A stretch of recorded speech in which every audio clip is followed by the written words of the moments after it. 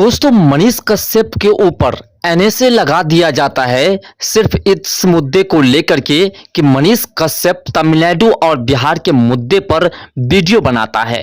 तो तमिलनाडु के मुख्यमंत्री कहते हैं कि मनीष कश्यप ने दंगा फैलाने का काम किया, दो राज्यों के बीच भेदभाव कराने का काम किया, दो राज्य को आपस में लड़ाने का काम किया मनीष कश्यप, इसलिए उसे बिहार से उठा करके तमिलनाडु ले जाते हैं और उसके ऊपर एनएसए लगा देते हैं। लेकिन जब बात आती है उसके खुद के बेटे की, तमिलनाडु के मुख्यमंत्री एमके स्टालिन के बेटे की, जब उसका बेटा ऐसा बयान दे देता है जिसको अगर लोग पालन करने लगे और उस पर उतर जाए तो शायद कितने राज्य तबाह हो जाएंगे, कितने धर्म मारे जाएंगे, कितने धर्म के लोग तबाह हो जाएंगे, पूरे देश में दंगा हो जाएगा, पूरे देश के जितने राज्य हैं पूरे राज्य में दंगा फैल जाएगा। लेकिन उस वक्त जब मनीष कश्यप ने एक वीडियो बनाया था तो मनीष कश्यप को बिहार से उठा करके ले गए और उसके ऊपर एनएसए लगा दिया।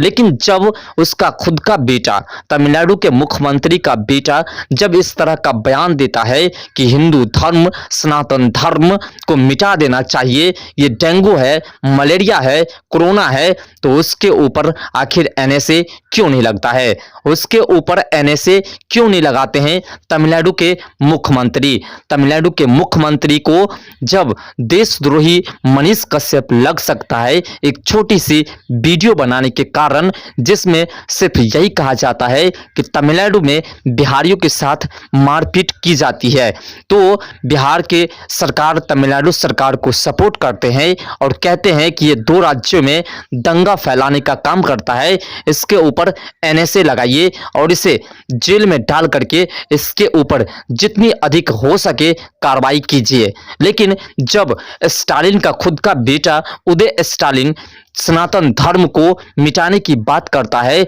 दंगा फैलाने की बात करता है, अगर सनातन धर्म के तमाम लोग इसकी बात से चिढ़ जाए और वो बगावत पर उतर जाए तो आप सोच सकते हैं कि पूरे देश में तबाही हो जाएगी और पूरा देश बर्बाद हो जाएगा, पूरे देश में दंगा फैल जाएगा। तो इसके ऊपर आखिर एनएसए क्यों नहीं लगाया जाता है? आखिर तमिलनाडु के मुख्यमंत्री एमके स्टालिन अपने बेटे के ऊपर एनएसए क्यों नहीं लगाता है? उसका बेटा इस तरह का बयानबाजी करता है तो फिर उसके ऊपर एनएसए क्यों नहीं लगाता है? अब दोस्तों आपके मन में ख्याल आ रहा होगा कि आखिर तमिलनाडु के मुख्यमंत्री एमके स्टालिन किस जाति के हैं, किस धर्म के हैं, किस मजहब के हैं? सनातन धर्म को, हिंदू धर्म को मलेरिया, डेंगू कह करके कहते हैं कि इसे मिटा देना चाहिए, ये हिंदू नहीं बल्कि ये सत्ता में लड़ाने वाला, ये लोगों को भड़काने वाला, ये लोगों में दंगा फैलाने वाला धर्म है, ये हिंदू धर्म जल्द से जल्द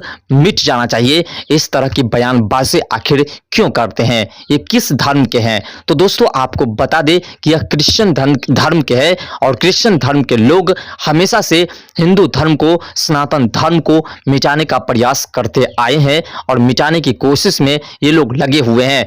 मुगल भी जिस वक्त हिंदू धर्म को, सनातन धर्म को मिटाने का प्रयास किए उस वक्त तो नहीं मिटा पाए। अंग्रेज भी सनातन धर्म को, हिंदू धर्म को मिटाने का प्रयास किए लेकिन वो भी असफल रहे।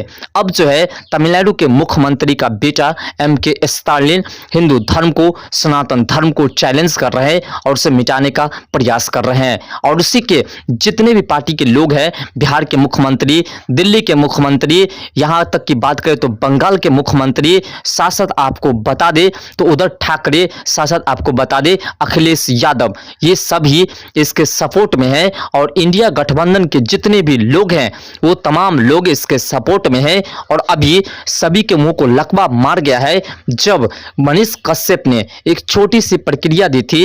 मनीष कश्यप ने हिंदुस्तान के तमाम जगहों पर जाकर के बिहारियों को जो ठोकरे खाना पड़ता है, इस पर सब छोटी सी प्रक्रिया जब मनीष कश्यप ने दी थी तो बिहार सरकार यानी इंडिया गठबंधन के जितने भी लोग हैं उसने मनीष कश्यप को गलत कहा था और मनीष कश्यप के ऊपर एनएसए लगाने के लिए कहा था और उसके ऊपर कड़ी से कड़ी कार्रवाई करने के लिए कहा था।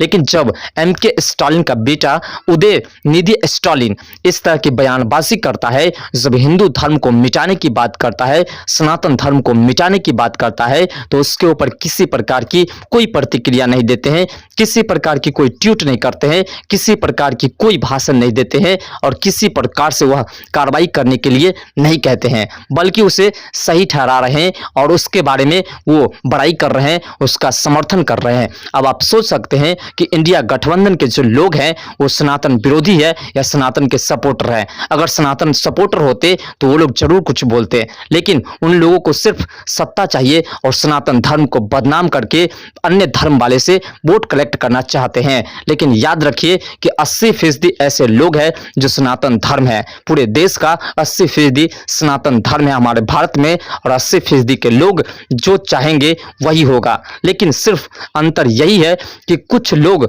जो सनातन धर्म के हैं वो इंडिया गठबंधन में है और वही लोग सनातन धर्म को मिटाने के पीछे लगे हुए हैं और इंडिया गठबंधन के जो एमके स्टालिन के बेटे ने बयान दिया है उसका समर्थन कर रहे हैं और साथ साथ सनातन धर्म को मिटाने की प्रक्रिया में उसका साथ दे रहे हैं।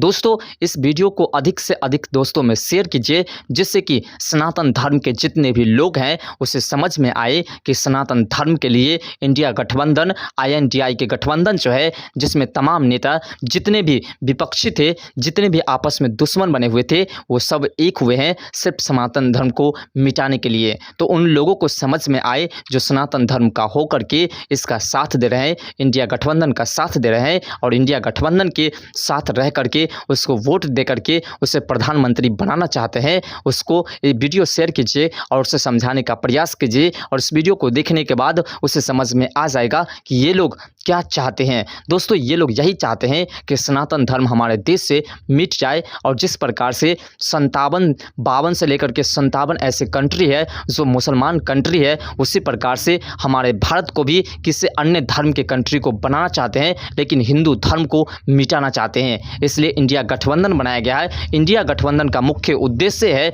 हिंदू धर्म को मिटाना, सनातन धर्म को मिटाना, सनातन धर्म को मिटा करके हिंदुस्तान से अलग करना। और हिंदुस्तान का नाम इसलिए INDI में बांटा गया है क्योंकि 5 शब्द का अलग अलग अर्थ ये लोग निकालते हैं। ये लोग सोचते हैं कि हिंदुस्तान के जो सनातन धर्म है उसको अलग अलग बांट दिया जाए, उसे अलग अलग धर्म में परिवर्तित करा दिया जाए और जो बचेगा, जो नहीं परिवर्तित होगा, उसे मिटा दिया जाए। लेकिन दोस्तों याद रखिएगा, सनातन धर्म के लोग जिस जिस चीज़ की पूजा करते हैं उस चीज़ को अगर वो मिटाने की कोशिश करेगा तो उसे नहीं मिटा पाएगा, तो सनातन धर्म को कैसे मिटा पाएगा।